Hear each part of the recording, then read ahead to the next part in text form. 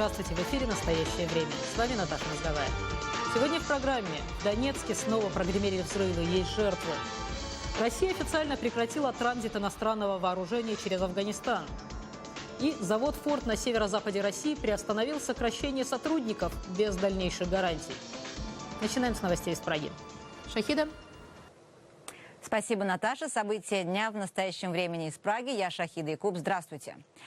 В Минске опять говорят об Украине. В белорусской столице началось заседание рабочих групп по безопасности и гуманитарным вопросам в Донбассе. Ключевая тематика – срочное освобождение всех заложников. Тем временем Донецк продолжает обстреливать. Снова гибнут мирные жители. Репортаж Екатерины Малафеевой. Вот тебе вам подтверждение. Мы уже знаем, какое орудие стреляет. Мощные звуки артобстрела были слышны даже в центральных районах города. Снаряды повредили несколько домов на улице листопрокатчиков Киевского района города. В одном из домов снаряд попал на второй этаж, где был убит мужчина 74 лет. Было 3 квартиры, осталась одна большая. Погибли люди. Погиб пенсионер, его разорвало. Тела нет. Забрали, утром приехали, забрали два кулечка мяса, потому что нету тела. Его соседка оказалась под завалами, но, к счастью, осталась жива. Они начали стрелять, и я встала, прижалась к шифоньеру. Стена выпала в мою комнату. В общем, падало все, что могло падать, падало. Женщина пыталась выбраться сама, но ей привалило ноги. Шлакоблок и двери упали, и она не могла пошевелиться. Местные жители уже давно привыкли к обстрелам. Звуки тяжелой артиллерии они слышат ежедневно. Их дома находятся в 2,5 километрах от Донецкого аэропорта, где беспрестанно идут обстрелы. Сначала с автоматных очередей, сначала по мелочам. А потом По пошли. мелочам, там гранатометы, минометы мелкие, а потом начинают бить. На место события прибыли представители ОБСЕ. Во время обхода повреждений деревянные перекрытия упали и привалили журналиста местного канала. Сотрудник ОБСЕ помог ему выбраться. Екатерина Малафеева, «Настоящее время», Донецк. Минобороны России просит освободить задержанных в Украине спецназовцев и утверждает, что они не являются действующими военнослужащими российской армии. Ранее Служба безопасности Украины обнародовала видеозаписи, на которых люди, утверждающие, что они служат в российской армии, рассказывают о составе их группы и об их аресте. Вся история с задержанием в Украине российских спецназовцев в репортаже Юлии Дрозд. Сержант Александр Александров и капитан Евгений Ерофеев были задержаны в ходе боевых столкновений в районе населенного пункта Счастье Луганской области. Затримання даних військовослужбовців. Когда россияне узнали о задержании своих военных, то открыли огонь на поражение, чтобы уничтожить как украинских солдат, так и задержанных. Были ранены 3 украинских военнослужащих, еще один героически погиб. При задержании у спецназовцев были изъяты образцы стрелецкого оружия и патроны. Снайперская винтовка «Винторез», калибр 9 мм. Патроны СП-5, СП-6. Пробивают бронежилет на расстоянии 200 метров, до 5 класса включительно. Украинские военные эвакуировали задержанных из зоны боевых действий и переправили в Киев для оперирования в военном госпитале. Украинская сторона подтверждает, что это не первый факт задержания российских военных в зоне АТО, однако предыдущие случаи не придавались такой огласке. Случаи были, но, к сожалению, мы не можем рассказать все. В этом случае будет открытый процесс. Следствие будет доведено до суда. Поскольку до юре состояния войны нет, Александров и Ерофеев не являются военнопленными. Предъявленные им обвинения предусмотрены статьей 258 Криминального кодекса Украины «Терроризм». Кремль продолжает отрицать присутствие российских войск на Донбассе. В Минобороны России утверждают, что задержанные россияне не являются действующими военнослужащими. Однако украинский генштаб сообщил, никаких официальных обращений от российских коллег не получали, а об обмене пленными речь пока не идет. Юлия Дрозд, Аскольд Цирко, «Настоящее время». Верховная Рада хочет разрешить иностранцам служить в Украине по контракту. Таким образом, депутаты пытаются решить проблему добровольцев-легионеров, не готовых принимать гражданство Украины, но желающих воевать на украинской стороне. Пока законопроект прошел первое парламентское чтение, направлено на согласование в Кабинет министров. Добровольцы законодательной инициативой, безусловно, довольны. С подробностями Ирина Кононенко. Он с оружием на «ты» с 14 лет. Воевал в Абхазии, Чечне и родной Грузии. Мамука Мамулашвили, командир грузинского национального легиона, уже более года на передовой воюет на украинской стороне. Это идеологическая борьба, и для нас это намного важно, чем сейчас отсиживаться в Грузии и ничего не делать. И много украинцев положили голову за Грузию, так что сейчас мы даем должное тем бойцам, которые загибли за Грузию. С собратьями Мамука приехал добровольцем. Правда, по документам он волонтер. Уже давно все знают, что мы не волонтеры и чем мы занимаемся. А вот узбек Шавкат Мухаммад до сентября 2014 года видел оружие, войну, смерть только по телевизору. Шава, так называют парня его боевые друзья, тоже добровольно приехал в Украину воевать за свои убеждения. Я не против русских, а против шовинизма и против политики Кремля. Чтобы они считают, это украинцы, прибалты или среднеазиаты, это второй сорт. Это русские высшая раса. Это неправильно. Грузины, чеченцы, узбеки, французы, итальянцы. Более сотни иностранных граждан до сих пор воюют на территории Украины нелегально. В основном в составе добровольческих батальонов. Теперь Верховная Рада проголосовала за право воевать заморским бойцам официально. Суть законопроекта очень проста. Разрешается подписывать контракты с Министерством обороны, находясь на должностях рядового или сержантского состава. Таким образом, военные из других стран, так же как и украинцы, смогут носить украинскую форму, получать звания, зарплату и льготы. Ирина Кононенко для «Настоящего времени», Киев. Время передавать слово в Вашингтон, и там вспоминают депортацию крымских татар. Наташа. Спасибо, Шахида. С 18 по 20 мая 1944 года сталинский режим депортировал более 230 тысяч крымских татар с их родины. Госдепартамент сделал специальное заявление на эту тему, сообщив, что Соединенные Штаты вместе с крымскими татарами и всем народом Украины отмечают эту печальную дату и вспоминают всех, кто лишился жизни или пострадал в ходе репрессий, будь то в 1944 году или в 2015. В заявлении также говорится, цитата, «Мы осуждаем незаконную попытку России аннексировать Крым, которую мы не признаем, и призываем прекратить российскую оккупацию». Визит помощника госсекретаря США Виктории Нуланд в Москву для переговоров по украинскому кризису и двусторонним отношениям совпал с пребыванием в российской столице спецпредставителя США по Сирии Дэниела Рубинштейна. В российских СМИ появилась информация, что обсуждается некая дипломатическая сделка, изменение позиции России по Сирии в обмен на то, что США якобы закроют глаза на события в Восточной Украине. Как Вашингтон, так и Москва опровергают данное сообщение. Представитель Госдепартамента Джефф Ратке заявил, что Сирия и Иран – это важные сферы сотрудничества с Россией, однако, цитата, «суверенитет и территориальная целостность Украины по-прежнему в центре нашего внимания. Никакого отступления от нашей политики, от нашей позиции по отношению к Украине нет». Конец цитаты. Американские дипломаты назвали встречи в Москве предметными и прагматичными. А вот замминистра иностранных дел РФ Сергей Рябков охарактеризовал ситуацию в американо-российских отношениях как удручающую и возложил ответственность за это на Вашингтон. Еще одна новость. Россия официально прекратила транзит иностранного вооружения через Афганистан. Подробности у Алексея Березина. В день встречи министров обороны и иностранных дел стран Евросоюза с участием главы НАТО в Брюсселе Россия официально прекратила транзит грузов Североатлантического альянса через свою территорию в Афганистан и обратно. Однако такое решение объясняется прекращением действия положений резолюции Совета безопасности ООН 1386 от 2001 года, в соответствии с которыми были созданы международные силы содействия безопасности. Эта структура обеспечивала безопасность в Афганистане и была расформирована 1 января 2015 года. Собственно, этим силам и предназначались грузы, которые шли через Россию. Кроме своего воздушного пространства, Россия предоставляла и перевалочный пункт для нелетальных вооружений на авиабазе в Ульяновске, а также осуществляла железнодорожные перевозки. Вот только использовала транзитные пути через Россию НАТО неохотно. В том числе и из-за того, что стоимость перевозки грузов превышала альтернативные варианты в 2-3 раза. Теперь же, когда основная масса войск выведена из Афганистана, а нынешний контингент насчитывает порядка 10 тысяч военнослужащих, необходимость в российском транзите и вовсе отпала. Многие американские эксперты признают, что агрессивная внешняя политика Кремля застала руководство США врасплох. Какие изменения должны быть внесены в международную стратегию Соединенных Штатов и в отношении Вашингтона с Москвой? Об этом репортаж Вадима Оленчева.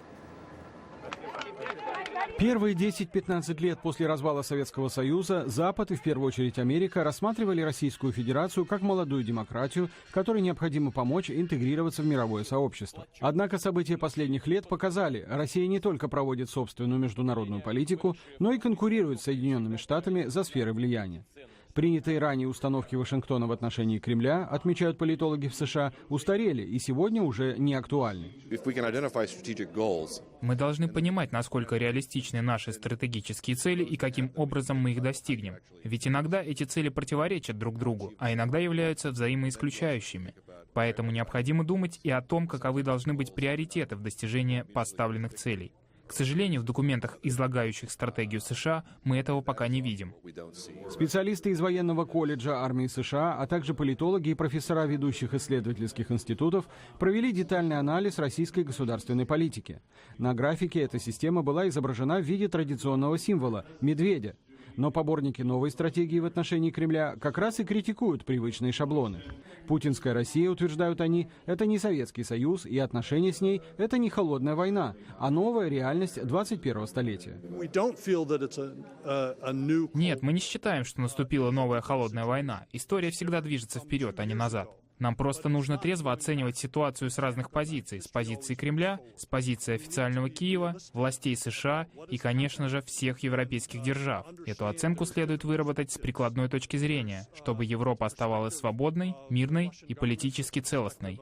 Даже если режим Путина не собирается развязывать новую холодную войну с Америкой, говорят аналитики, его действия – это попытка вернуть России хотя бы в глазах собственных граждан имидж великой державы, как один из способов сохранить власть. Но такие установки чреваты новыми международными конфликтами. Перед президентскими выборами 2018 года, сказано в докладе экспертов, Путину потребуется продемонстрировать народу какие-нибудь успехи политического характера. В связи с этим на восточных границах России со стороны Кремля не исключены, цитата, «более агрессивные операции секретного характера с применением разведки и спецслужб». Среди предлагаемых аналитиками вариантов противостояния кремлевским амбициям придание Украине и Грузии статуса стратегических партнеров, пусть и не состоящих в НАТО, а в случае эскалации и размещение американских войск на их территории. Один из участников проекта, подполковник армии США Кэрен Бригман, прямо назвала президента Путина параноиком, который играет с Америкой в шахматы. Если это так, то задача американцев перехватить инициативу в этой партии и поставить Кремль в роль игрока, который не успевает реагировать на действия оппонента. Вопрос только в том, как при этом избежать эскалации напряжения. Вадим Оленичев, Андрей Дегтярев. Настоящее время. Вашингтон. И внутренняя политика США. После беспорядков в Фергюсоне, штат Миссури, администрация Обамы пообещала провести реформы в работе полиции, чтобы восстановить доверие населения к стражам порядка. Вчера президент США постановил запретить федеральным властям передавать местным отделениям полиции некоторые виды армейского снаряжения, включая гранатометы и гусеничную бронетехнику. Выступая в городе Кэмден, штат Нью-Джерси, Обама сказал, что использование военной техники создает у людей впечатление, что полиция – это оккупационные войска, а не силы, призванные защищать и служить обществу. Да, кстати, Кэмден когда-то считался самым опасным городом США, но после 2 лет действия программы взаимодействия полиции и местного населения число убийств снизилось на 47%. Шеф муниципальной полиции рассказал Обаме, как виртуальные патрули, используя видеокамеры, создали коридоры безопасности для детей, идущих домой из школы. Еще о безопасности в Европе. Поток нелегальных иммигрантов, приплывающих в Европейское Средиземноморье и Северной Африке, не уменьшается. Европа приняла решение бороться с этой проблемой на своей территории, в частности, ликвидируя организации, которые занимаются нелегальным ввозом людей. Тему продолжит Генри Риджвелл из Милана. Побережье Северной Африки. Рассвет. Эти лодки, полные людей, решивших незаконно перебраться в Европу, готовы к отплытию. Организаторы подобных переправ никаких гарантий не дают. За последние годы десятки тысяч человек погибли, утонув или умерев в море от голода и обезвоживания. Профессор криминологии в университете Трента Андреа Де Никола изучил деятельность подобных нелегальных организаций в Африке и на Ближнем Востоке. Корреспондент «Голоса Америки» встретился с ним на центральном вокзале в Милане, одном из крупнейших узлов этой сети. Эти организации действуют так же, как жулики в турбизнесе. Они объединяются в сети, создают целые союзы. И даже если мы перекроем им канал из Ливии, они способны возобновить работу из Туниса или Алжира, или даже из Турции. Европа призывает к действиям против тех, кто организует эти вояжи. Как отмечает аналитик Рикардо Фабиани, эта задача чрезвычайно сложная, но она выполнимая. Например, можно применять дроны против тех, кто участвует в организации этого бизнеса. Италия и другие европейские страны уже развивают разведывательную сеть в Ливии с тем, чтобы иметь доступ к необходимой информации. Тем не менее, отмечает эксперт, криминальные международные синдикаты, занимающиеся нелегальными перевозками, приносят огромный доход. По оценкам ООН, этот бизнес приносит организаторам до 10 миллиардов долларов в год. Один пакистанец, возивший людей в Италию, с каждого из 700 человек в лодке брал по 7 тысяч евро. Здесь, в Милане, Мухаммед ждет бежавшего из Сирии своего дядю, надеясь, что ему удалось переправиться в Италию. Дядя жил неподалеку от лагеря для беженцев Ярмук под Дамаском. Ситуация в Ярмуке всем известна, там очень опасно. Недавно я узнал новости из Ливии, что он покинул страну, и его лодка приплыла в Европу. Несмотря на криминальный характер организаций, занимающихся незаконными перевозками, очевидно, что они помогают беженцам покинуть зоны конфликта. Именно поэтому, считает профессор Де Никола, Европа должна реформировать свою иммиграционную систему. Предположим, вы хотите укрепить так называемую европейскую крепость. Вероятно, что тогда подпольные сети просто подымут цены на свои услуги. Об этом нам сообщили сами организаторы. Чтобы лишить их базы, мы должны ввести новые законы, новую политику расследований, заниматься превентивными мерами, лишать их возможности вести бизнес и, конечно, эффективнее помогать жертвам. Европа твердо намерена бороться с незаконным ввозом людей. Но в условиях роста числа жертв в Средиземноморском регионе появляются и новые вопросы, включая проблему создания законных каналов для беженцев. Время передавать слово коллегам в Праге. Шахида? Спасибо, Наташа. Российский автопром переживает не самые легкие времена. При том, что автомобилестроение – крупная отрасль российской промышленности. Спроса на продукцию нет. Многие заводы вынуждены сокращать персонал. В то время как большая часть оборудования GM Auto покрывается пылью, работники Форда пытаются бороться за свои права. Репортаж моей коллеги Ксении Аблес. Рабочие Форда после двухмесячной забастовки временно вышли на завод.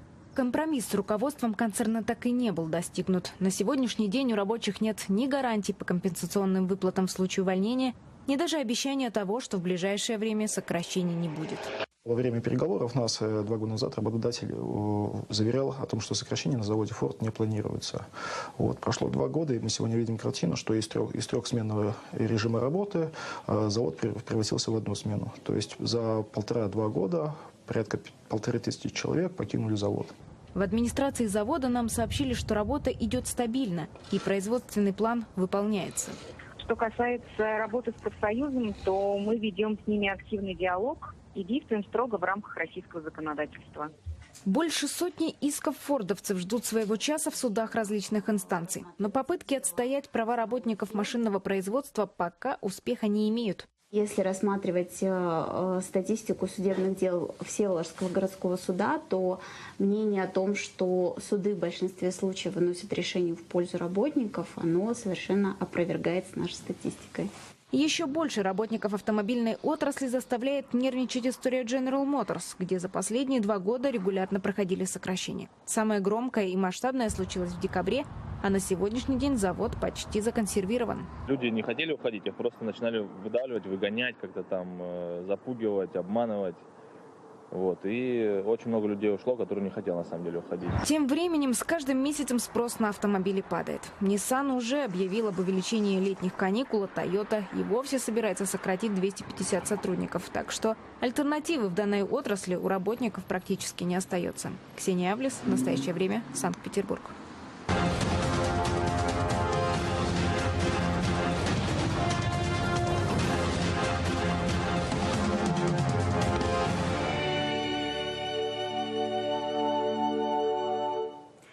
Экспансия православия в самом европейском городе России, Калининграде. Известный своей уникальной готической архитектурой и католическими церквями, город не может устоять под натиском идеологии. О том, как распоряжается наследием Тевтонского ордена в западном российском анклаве, рассказывает Андрей Королев.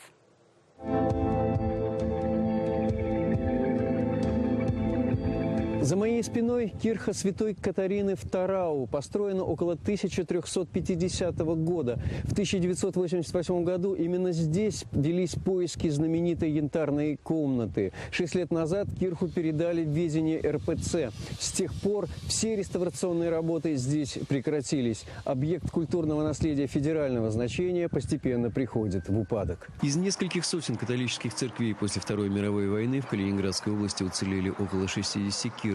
Малая их часть осталась под началом протестантских общин и отреставрирована усилиями немецких пастырей и польских ксензов. Остальные либо разобраны на кирпичи местным населением, либо превращаются в руины. Там именно была претензия, было желание, в хорошем смысле слова, восстановить этот храм целиком. Но восстановить получилось только крышу. А дальше...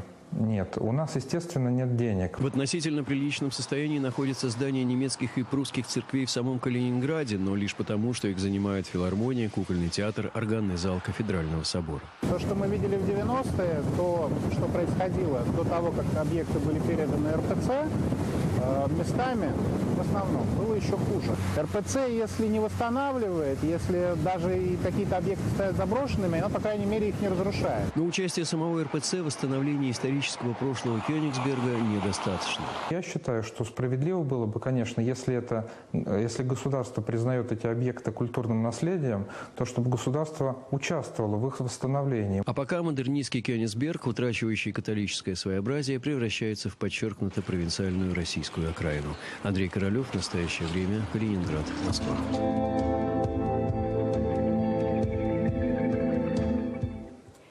Екатеринбургский дизайнер решил, что Русской Православной Церкви нужен новый логотип.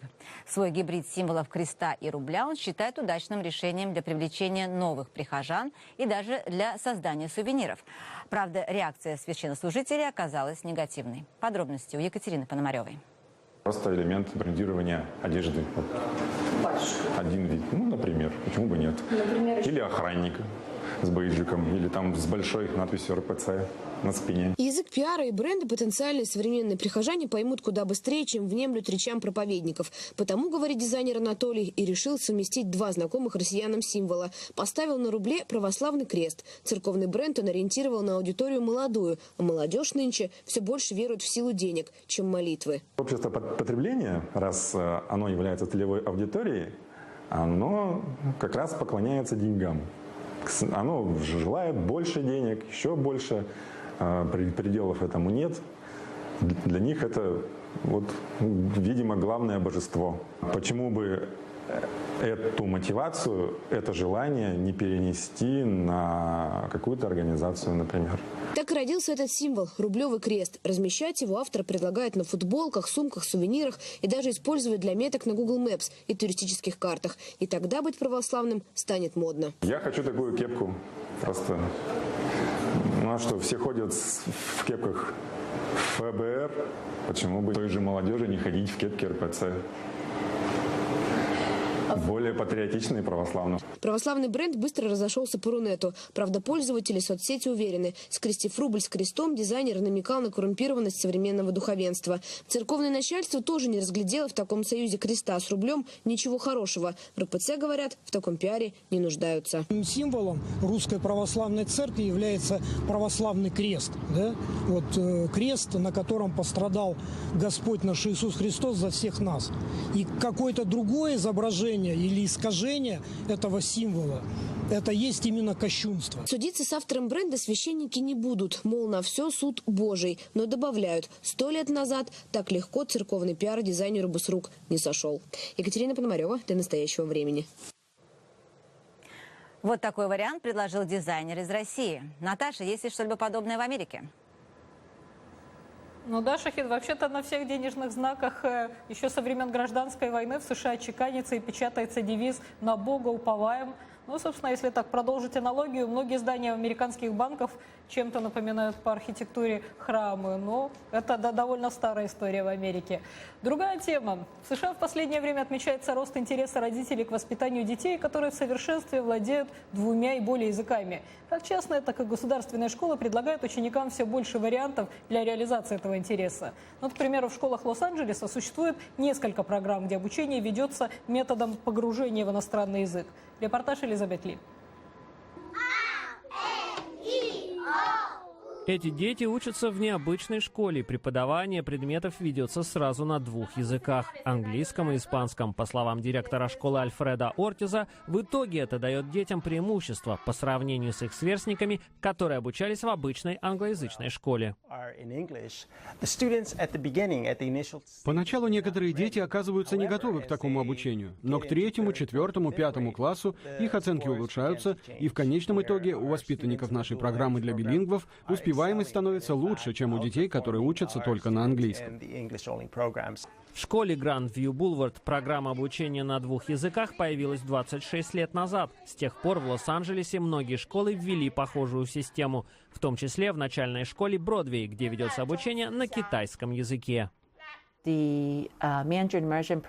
Программа обучения китайскому методам погружения увеличивалась на 4 класса в год, и постепенно ее ученики заполнили всю школу. Так что нам приходится думать, как расширять помещение.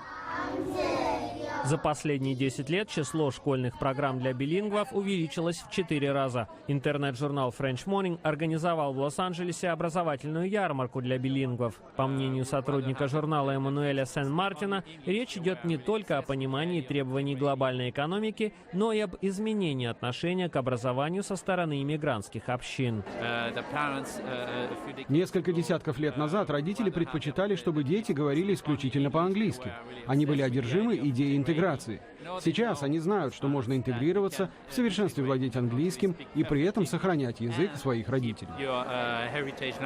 Вандана и Мойзес Гомес хотят, чтобы их дочь могла общаться с бабушкой и дедушкой, но они говорят, что это не единственная причина, из-за которой она учит другой язык. Мы думаем, что это поможет ей, когда она вырастет. И сможет общаться с самыми разными людьми по всему миру.